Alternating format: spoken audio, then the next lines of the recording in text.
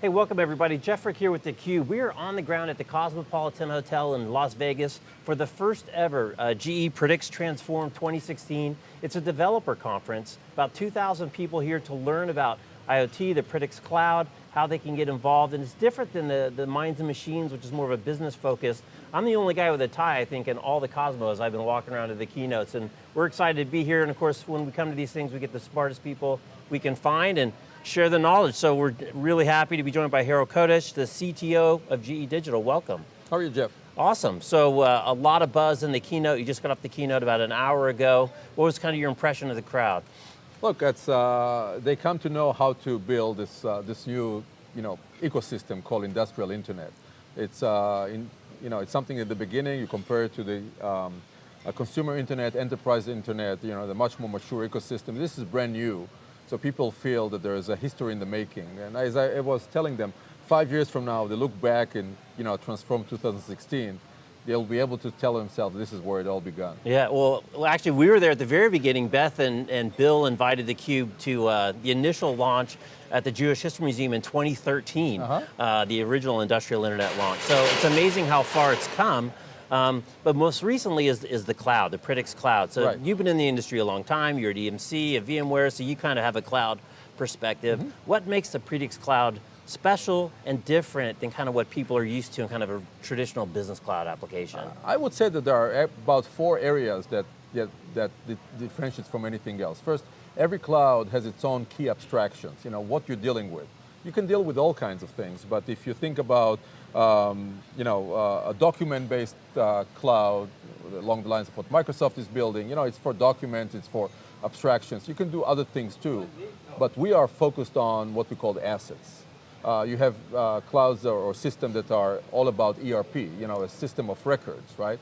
In our case, it's about system of assets. The assets can be the big dirty rotating machinery, can be small things like a pump or heat exchanger, can be a blade in a jet engine. But the idea is that that cloud allows us to aggregate all those pieces, parts, into sub-assemblies, assemblies, whole devices, and then fleets of whole devices. So you can model a manufacturing plant, you can model a full airline with Predict. So this is one thing. The second thing is that the system that we're building are dealing with critical infrastructure as deemed by the government or the operators. If you're going to go and deal with a railway system and the railway system is down, it's a critical infrastructure at the security level, at the national level. So many companies and many countries would require us to keep the information and the data in the same jurisdiction as it was generated. As, let's say, compared to a repository where you store a bunch of pictures, if you're a 16-year-old girl in Tokyo or Tel Aviv or New York, you really don't care where the information is stored. Our operators do, so we have to right-scale the support to make sure that we build data centers at the right level, not too big, not too small, but at the right jurisdictions where those data are pieces of data are going to be created and analyzed. So number 2. Number 3 is that if you think about the core execution units that we have, is all about machine learning. We ingest the data, store the data, drive insights based on how we analyze the data. And so when you look at that, we have to build machine learning stack that are very low on false positive. In other words, identify very accurately when you have a problem, and very low on a false negative. And this is where you identify very accurately we don't have a problem. So think about us identifying there is an issue with a jet engine. You send a crew, you send a bunch of winches, you loan the airline a new engine to run while you take it to the shop. Then you take it to the shop and you realize that there's nothing wrong with that. That's hundreds of thousands of dollars right there, before you even start dealing with the problem.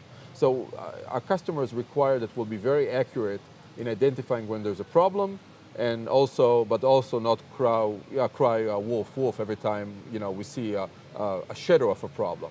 That means that our machine learning algorithm will have to be of a different breed than what you have for consumers. Networks are much less sensitive to that kind of a problem. Right, right. So Guy, you touched on all kinds of things. So I want to start with really kind of the IT versus the OT thing, because you mentioned you've got a long IT background. OT is all this machinery and gear, it's been running forever. as the marriage of those two things comes together, what's been the biggest hurdle? What's the biggest opportunity to bring those two systems together? So IT systems, for most part, really don't care where the information is generated, and when they do care, they see that it's really generated from knowledge ingestion systems, I would say. iPad, smartphones, laptops, etc. We ingest information from devices don't look like computing devices. They are connected to compute devices. This is what we call edge devices. Right, right. So you go to a wind turbine, you see a small controller next to that. That controller can compute, but we have to take the information from there. 40% of the data that the industrial internet generates is spurious. So the sensor is about to get fried, the reading of the sensor is off the charts. It's simply wrong information, and you have to decide what is the right information and where is the wrong information, and you have to filter that in such a way that you don't clog the data arteries into the cloud by dumping exabytes on a cloud system without the ability even to ingest it, just to figure out that, again, 44 bits out of 10 are not bits that you should have gone and even take in the first place. So that level of dealing with the real world problems, and not necessarily in a knowledge enterprise, at least most of my career was spent on, right. Is really the big difference between the OT and the IT side.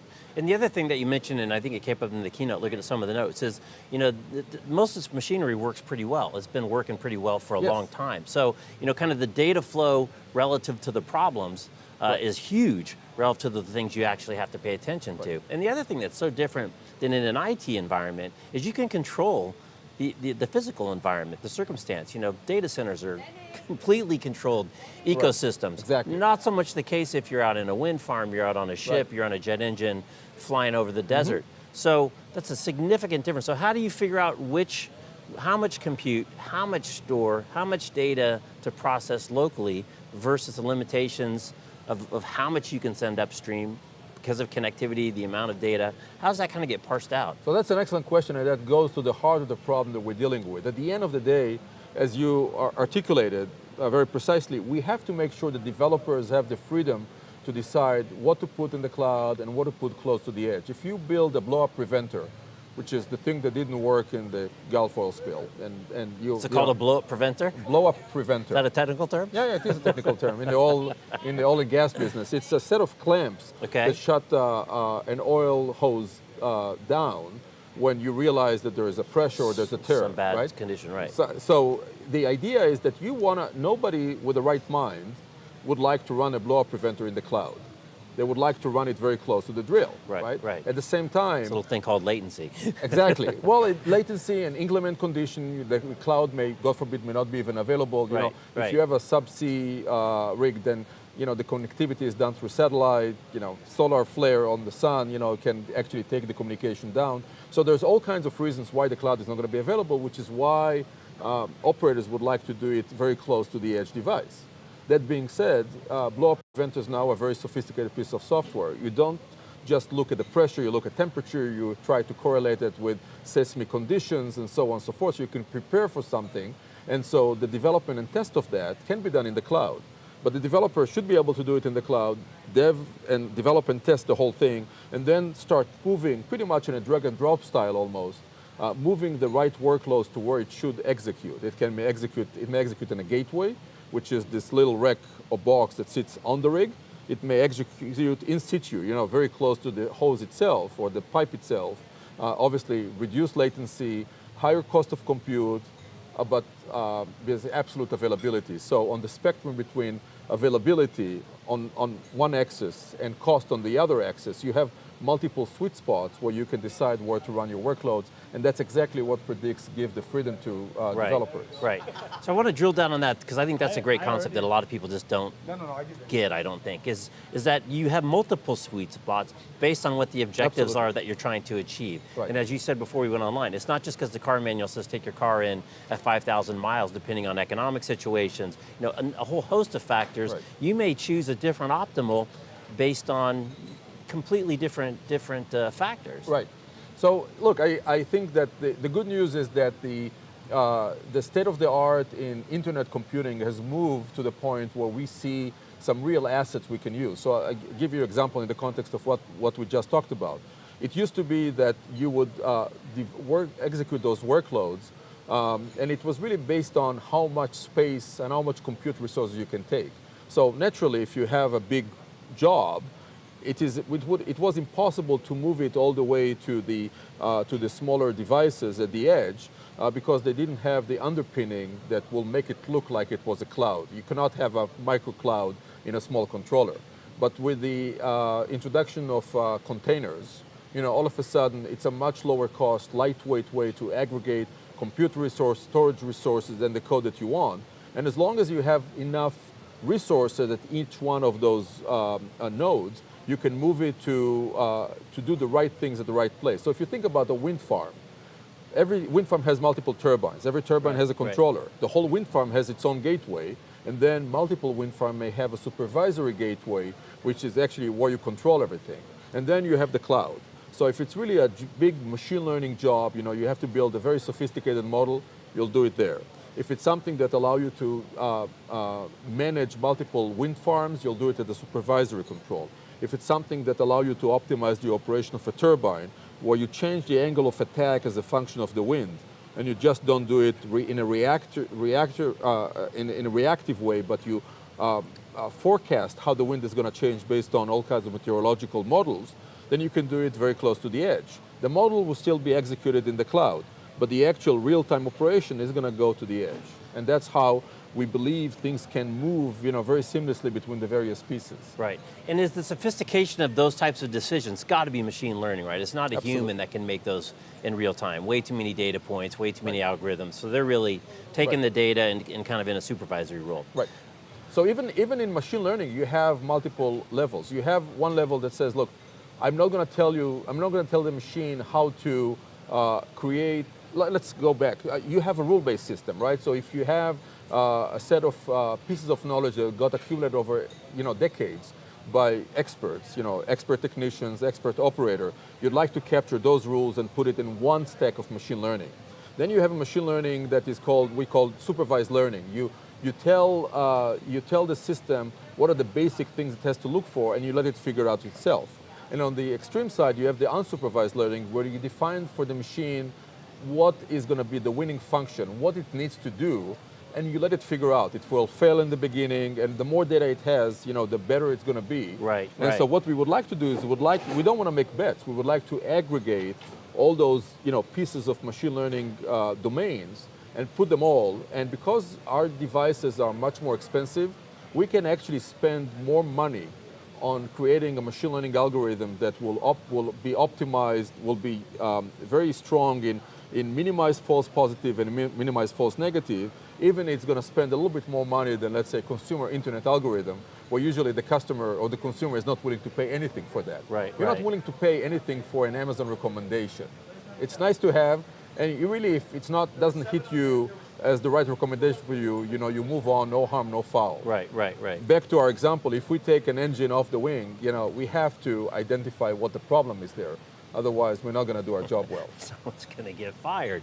So a slightly different topic, but very relevant, and especially coming from the IT to the OT, and that's the data, data regulation of where the data sits. And as you're talking, I'm just thinking of that jet engine or the locomotive that crosses international borders. Absolutely. So how does that work in this space, in the industrial internet space, when planes, by their basic definition, are usually crossing international borders? Where's that data? How do you deal with those types of regulations and rules?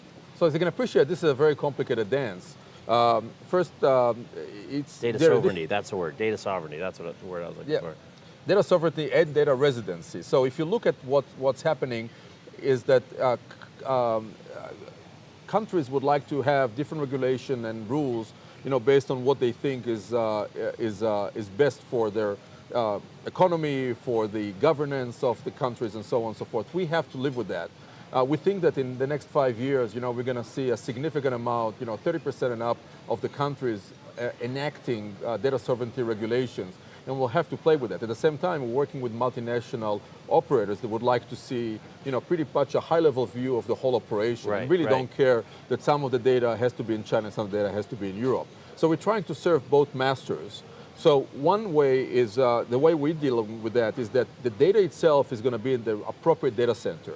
If the plane lands in Beijing or Shanghai and the data is going to stay in China, so be it. We're building, we're working with China Telecom and building data center in China.